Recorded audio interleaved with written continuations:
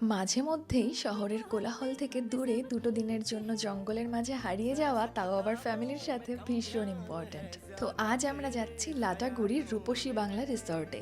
সকাল 7টায় খাওয়া দাওয়া করে আমরা বেরিয়েছি, আর এখানে পৌঁছেছি মোটামুটি 10:30 নাগাদ।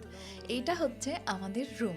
আমরা টোটাল 11 জন এসেছি, আর আমাদের প্রোভাইড করা হয়েছে 4টে রুম।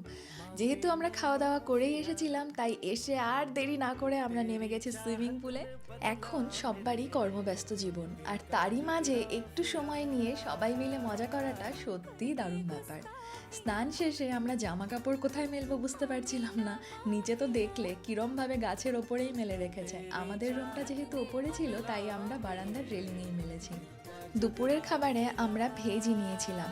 একটা পনির ফুলকপি দিয়ে তরকারি ছিল, সাথে আলুর দম, মিষ্টি, মুসুর ডাল, স্যালাড। আমার চ্যানেলে নতুন হলে একটা সাবস্ক্রাইব করে পাশে থেকো।